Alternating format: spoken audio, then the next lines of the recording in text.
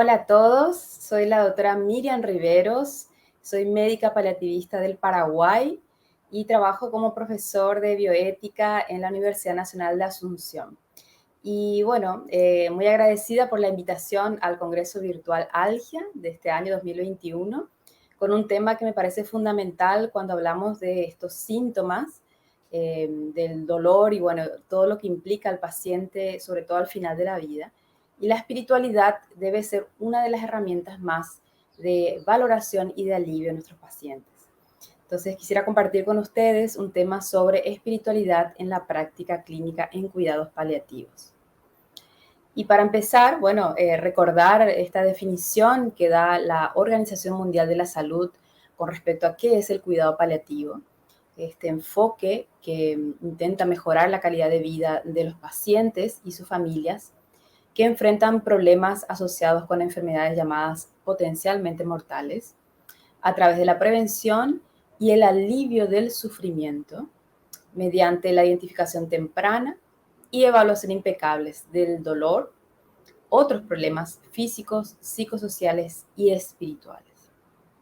La misión que nos dan los cuidados paliativos, entonces este abordaje holístico y que obviamente implica esta dimensión, esta área o esta esfera de la persona que es la espiritualidad. Para entender un poquitito más, podemos repasar cuáles serían las guías de calidad para un cuidado paliativo. Y bueno, tenemos toda la estructura y el proceso del cuidado que implica obviamente el equipo interdisciplinario, todas las evaluaciones comprensivas de este equipo, bueno, los planes de acción.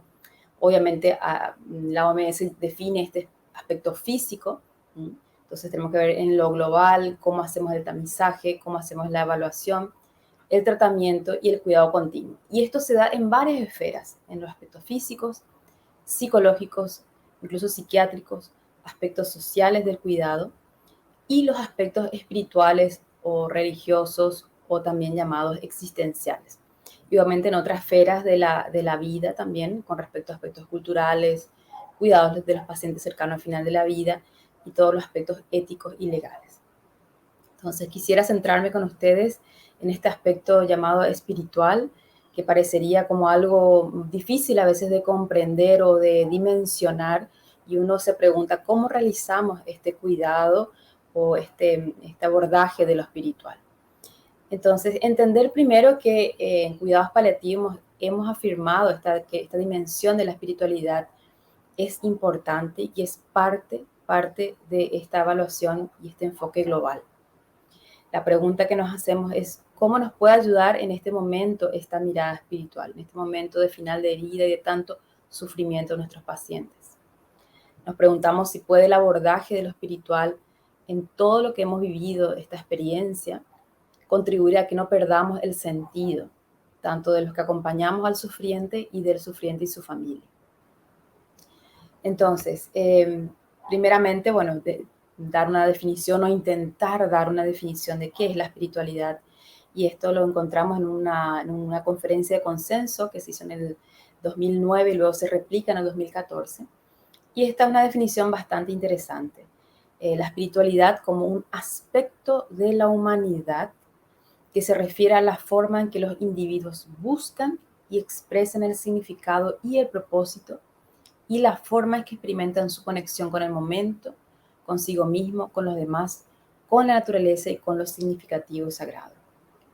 En esta definición que trata de abarcar todos estos aspectos que hacen más allá de solamente, por decirlo así, el aspecto religioso o el contacto con un ser sagrado, sino nuestra conexión como seres, parte de la humanidad, que estamos en conexión con los otros. También Viktor Frankl, que es un gran referente de la logoterapia, una rama de la psiquiatría que justamente introduce la dimensión espiritual en la búsqueda de sentido. Y él dice que la espiritualidad es el significado o tener la sensación de que la vida de uno tiene significado. Consiste en la convicción de que uno está cumpliendo un papel único y un propósito en la vida que es un regalo. Una vida que viene con la responsabilidad de vivir en su pleno potencial como ser humano, lo que se consigue con una sensación de paz, alegría o incluso la trascendencia a través de la conexión con algo más grande que uno mismo.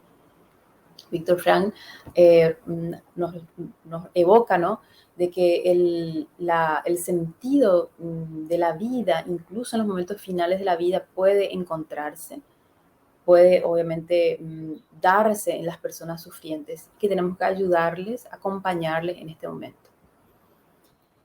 También la SECPAL, que es la Sociedad Española de Cuidados Paliativos, ha trabajado bastante sobre unas definiciones, y esta es la definición que quizás integra también otros aspectos, que habla como una aspiración profunda e íntima del ser humano, esta búsqueda, una visión de la vida y la realidad que integre, conecte, trasciende y dé sentido a la existencia.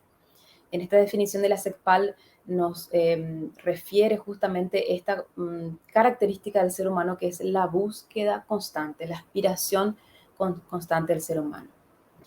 Entonces, entendiendo esto, podemos pensar que quizás, como decía Cristina Pulchaski, los cuidados paliativos pueden desencadenar una búsqueda de respuestas, o una búsqueda que algunos han llamado un viaje espiritual. Podemos corroborar en nuestros pacientes cómo al final de la vida se convierte en un momento único de una experiencia realmente, para algunos puede ser serena, para algunos puede ser con miedo, pero hay una búsqueda en la cual nosotros tenemos que saber acompañar. Y esta búsqueda también se da en nosotros como acompañantes espirituales, como profesionales que asistimos a estos pacientes en estos momentos de la vida. Entonces, volviendo a esta definición de los cuidados paliativos, el gran desafío que nos propone es el alivio del sufrimiento. Y entendemos como este alivio del sufrimiento, el poder ver todas estas cuestiones que generan un gran tormento en las personas y en los familiares. Y nosotros también, como profesionales, el poder ver esto, el poder presenciar, el poder acompañar, genera también de alguna forma un espejo de quizás nuestros propios sufrimientos. ¿Cómo hacemos para aliviar el sufrimiento? ¿Cómo hacemos para acompañar? Entonces, una de las quizás frases que a mí me ayudan bastante a entender y cómo abordar el sufrimiento, esta frase que dice: el sufrimiento no es una pregunta que exige una respuesta, no es un problema que requiere una solución, es un misterio que exige una presencia. Esta palabra presencia, que después lo voy a tratar de definir, qué significa la presencia del acompañante espiritual, qué significa la presencia del profesional. No podemos quizás resolver todos los problemas del paciente y la familia, pero sí estar presentes y ayudar en este alivio. Y cuando hablamos de este sufrimiento, pues bueno, podemos evaluar cuáles son los sufrimientos o angustias que tienen nuestros pacientes. Preocupación por el futuro o el pasado, sensación o sentido de desconexión consigo mismo, con otros, una crisis de significado o un vacío existencial. Hay veces que no pueden darle nombre a lo que le están pasando, no le encuentran sentido a este sufrimiento. Y una necesidad de tener control. Esas son las angustias que pueden presentar nuestros pacientes y que tenemos que saber reconocerlas para poder abordarlas. Vemos que, por decirlo así, el porcentaje o la frecuencia de las fuentes de sufrimientos pueden ser el sentido de dependencia. Muchos pacientes refieren como un gran momento de sentirse inútiles, sentirse dependientes, sentirse que no sirven ni siquiera para poder hacer las cosas básicas, y eso genera una gran ansiedad, una gran angustia, ¿no? La falta de sentido de la vida presente, ¿qué significa este momento de tanto sufrimiento? El sentido de carga, ¿no?, que es un gran problema de los pacientes hacia sus familiares. La desesperanza, la pérdida de este funcionamiento de la función social y esta parte emocional que a veces parecería irrelevante, pero que es bastante frecuente, ¿no? Y cuando hablamos de sufrimiento espiritual también tenemos que pensar en la familia. Recuerden que este abordaje se da al paciente y la familia.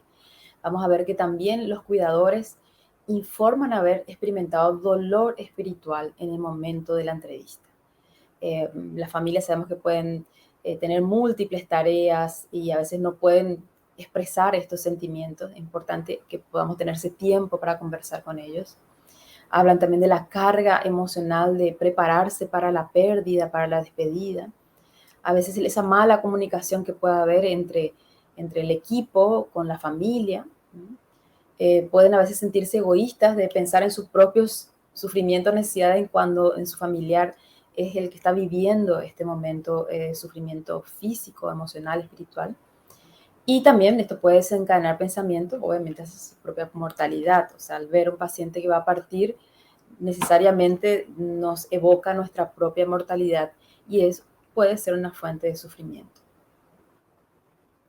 Por eso, desde la Asociación Latinoamericana de Cuidados Paliativos, hemos intentado recoger herramientas que puedan ayudar a los profesionales en cómo abordar estas problemáticas del paciente y la familia, y que son una fuente, digamos, de checklist o de ayuda sobre cuáles serían las necesidades o los dolores espirituales que tienen nuestros pacientes. Quizás las tres herramientas más fáciles, aplicables, son llamados el FICA, que justamente evalúa la fe, evalúa lo que es la importancia de la fe en su vida, si hay una comunidad que contiene y cómo se siente en el abordaje con respecto. El ENS es otra evaluación que trata de evaluar los síntomas espirituales, bastante interesante, trata de evaluar la escala numérica de síntomas espirituales. Y el cuestionario GES, que es de la SECPAL, que evalúa las necesidades espirituales, pero también los recursos espirituales. Y eso es muy importante poder evaluar a nuestros pacientes. Hay necesidades, pero también tienen recursos. Aquí vemos esta escala de ENS, que interesante, que trata de evaluar los llamados síntomas espirituales, como el llamado al dolor espiritual o el autocastigo, la búsqueda espiritual proyectada, y bueno, varios síntomas que nos pueden ayudar a entender en dónde estaría la raíz de esa crisis existencial espiritual o el dolor espiritual. También Cristina Pulchaski habla del llamado dolor espiritual, el dolor o sufrimiento espiritual, y ella da una especie de orientaciones, de ejemplos, ¿no?, de cuáles serían los diagnósticos que podemos hacer en base a lo que nos dicen nuestros pacientes. Por ejemplo, nos dice: mi vida no tiene sentido, me siento inútil. Esto podría reflejarnos un problema de existencial, una crisis existencial. O el paciente refiere: siento que Dios me abandonó o que no le importo a nadie. Puede sentir una crisis con respecto al abandono de Dios y de otros. Algunos dicen: bueno, ¿por qué Dios me hizo esto? ¿Por qué Dios se lleva a mi hijo o a mi esposo, a mi esposa? Y aquí podemos hablar de crisis también existenciales, pero religiosas, una ira contra Dios. Y bueno, otras llamadas dolores espirituales que podrían ser preocupaciones sobre la relación con la deidad. ¿Realmente existe Dios? Quisiera tener un encuentro con Dios, pero no lo siento, no lo presiento. Y obviamente todo el tema del sistema de creencias o conflictos desafiantes. Bueno, entendiendo estas herramientas con respecto a, bueno, cómo podemos percatarnos, percibir de que hay un dolor o un sufrimiento espiritual, teniendo en cuenta esta espiritualidad como un aspecto global de la persona consigo misma, con los demás, con lo trascendente. Nos preguntamos, bueno, ¿y cómo hacemos este cuidado espiritual? Detectamos quizás la fuente del sufrimiento espiritual, pero ¿cómo realizamos este cuidado? Entonces, ¿qué es un cuidado espiritual? Pues son intervenciones que se realizan con el enfermo y sus cuidadores para acompañarlos, y esta es la palabra clave, para acompañarlos en la búsqueda de significado y propósito a través de la conexión consigo mismo, con los otros y con los significantes sagrados. Estas intervenciones están basadas en la previa valoración de estas necesidades y recursos espirituales que habíamos comentado. Ahora, en este cuidado espiritual, nosotros como profesionales somos acompañantes. No podemos darle respuesta o soluciones. Es el paciente y la familia que deben encontrar su propio significado, su propio propósito, pero tenemos que tener herramientas para acompañarlo. Entonces, podemos hablar de un cuidado espiritual especializado, que se refiere al tratamiento de crisis espiritual y o necesidades espirituales complejas que requieren conocimientos especializados. Aquí implica, obviamente, conocer estas herramientas, conocer qué técnicas podemos utilizar para acompañar a estos pacientes. Y obviamente implica también un gran desarrollo y cuidado también propio espiritual. Y luego está el cuidado espiritual general, que esto se refiere al nivel de cuidado espiritual que cada integrante del equipo interdisciplinario puede proveer. Todos podemos proveer cuidado espiritual. Quizás algunos estén más capacitados o sean más referentes en cuidado espiritual. Podría ser un capellán espiritual o una persona relacionada a una fe, pero todos deberíamos hacer cuidado espiritual. Y aquí algunos datos interesantes sobre espiritualidad y salud que nos muestra ciertas evidencias de por qué el cuidar, el acompañar puede ayudar a nuestros pacientes. Si nos fijamos en esta investigación de 2015, dice que los pacientes espirituales son más conscientes de su pronóstico y están más a gusto con la toma de decisiones y más satisfechos con sus decisiones con respecto al tratamiento. Entonces podemos entender que esta dimensión espiritual puede ayudar en el afrontamiento y obviamente la toma de decisiones. Otro estudio habla del bienestar espiritual que se ha asociado con la mejora de la calidad de vida relacionada con la salud y el bienestar general. Y eso parecería obvio, ¿no? De que, bueno, cuanto mejor bienestar espiritual, uno va a tener una mejor calidad de vida. Pero es importante poder evaluar en nuestros pacientes. Y el otro estudio habla de la espiritualidad, se ha observado a menudo como un mecanismo de afrontamiento y los pacientes con una espiritualidad más alta utilizan su fuerza espiritual para hacer frente a su diagnóstico o de cáncer, de otros diagnósticos y del tratamiento. Entonces también ver como un mecanismo de afrontamiento, un mecanismo de mayor fortaleza y que todo eso redunda en la calidad de vida. Ahora, la pregunta que también les pongo a todos ustedes hoy es si somos competentes en el acompañamiento espiritual. Quizás esta esfera pensamos que es desconocida, pensamos que la espiritualidad es solamente el aspecto religioso. Entonces vamos a ver que cuando hablamos de la competencia espiritual podemos hablar de varias esferas, desde lo religioso, lo que es trascendente, lo que es realmente espiritual, una va conectada con otra. Realmente no hay cosas que son separadas. Y también desde la Asociación Latinoamericana de Cuidados Paliativos, de la Comisión de Espiritualidad, se ha trabajado con respecto a las competencias. ¿Cuáles deberían ser las competencias que debemos desarrollar o el equipo debe desarrollar? Y aquí podemos encontrar las competencias como la primera competencia importante es el propio desarrollo personal y espiritual, la ética del cuidado, la evaluación de estas necesidades, la comunicación empática, el equipo interdisciplinario, cómo se relaciona y se apoya entre sí, y obviamente todo el tema de la inclusividad. Estas competencias tienen que ser fortalecidas en el equipo interdisciplinario y obviamente eso se fortalece gracias a la calidad en la relación, en la comunicación entre el clínico, el paciente, el cuidador. Mejora la satisfacción también del cuidado clínico, o sea, el profesional le da una herramienta para mayor satisfacción en situaciones de tanto estrés y dolor. Y mejor satisfacción también en el trabajo con respecto a la fatiga de compasión o la mal llamada fatiga de compasión. Entonces vemos que esto va a beneficiar en un mejor bienestar tanto del paciente, de la familia y de nosotros como equipo. Esto lo pueden encontrar en la página de la web de la LSP, está para descargar fácilmente estas competencias y estos 6 puntos que consideramos como básicos para que todos podamos desarrollar como acompañante espiritual. También el profesor Eckhart Frick está trabajando en una validación al español sobre un cuestionario sobre las competencias espirituales que percibimos. Y es muy interesante este cuestionario porque nos ayuda a evaluar cuáles son las competencias que considero que tengo y cuáles son las competencias que debería desarrollar. Entonces, como un checklist muy, muy interesante. Y volviendo a esta cualidad del acompañante espiritual, conociendo el concepto de espiritualidad, la forma de abordaje, de todo este tamizaje, de ir reconociendo las necesidades espirituales, la presencia, cómo se consolida ese acompañamiento espiritual, es con la llamada presencia terapéutica. ¿Qué es la presencia terapéutica? Pues Kerning lo define como la vida interior del clínico determina la calidad de la presencia que aporta a la cabecera de la cama del enfermo.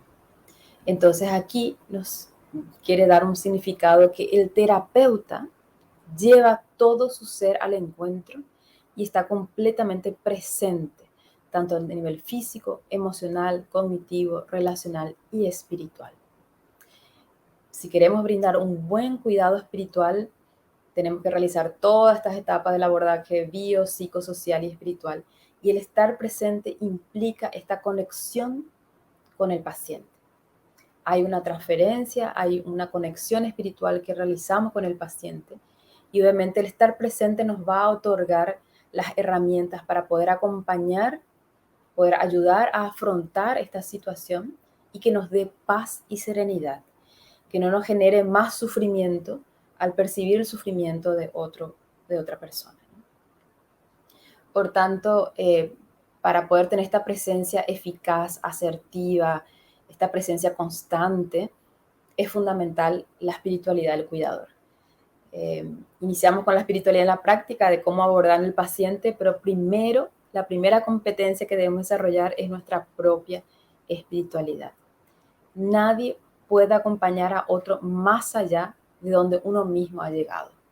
Si yo no he abordado mi búsqueda de sentido, el propósito de la vida, si no me he planteado mi mortalidad, si no me he planteado mi conexión con los otros, conmigo mismo o con un ser superior, si no he evaluado mi trascendencia, si no he evaluado qué es esta dimensión espiritual, pues bueno, sería muy difícil que yo pueda ayudar a otra persona en esta área, ¿no?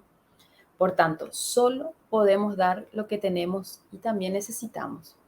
Necesitamos competencia, compasión entendida como esta empatía, este reconocer el sufrimiento del otro, pero hacer algo más, algo que nos impulse, nos motiva a aliviar el sufrimiento del paciente. Esta es la llamada compasión, empatía en acción. Ecuanimidad, o sea, realmente de lo que decimos es lo que realmente hacemos. Por eso que la práctica espiritual del cuidador es tan importante. No somos seres perfectos, somos seres que también necesitamos desarrollarnos en el área espiritual y también podemos tener nuestras crisis. La honestidad, ser honestos, reconocer nuestras debilidades, nuestras necesidades y por supuesto el compromiso, el compromiso de querer realmente acompañar. Por tanto, hay la práctica de atención plena, la autorreflexión, la meditación, obviamente la oración, son herramientas que nos van a ayudar a poder tener el espacio y el tiempo para poder desarrollar estas habilidades. Por tanto, el compromiso con el autocuidado en la práctica espiritual clínica es fundamental. No podemos dar lo que no tenemos. Bueno, quería darles mis agradecimientos. Realmente este tema es apasionante con respecto a la espiritualidad. Hay mucho por descubrir, mucho por conocer y es un desafío, creo que personal, que tenemos con nuestros pacientes. Y bueno, muchas gracias a todos los que desarrollan este gran congreso virtual de Algia 2021. Gracias.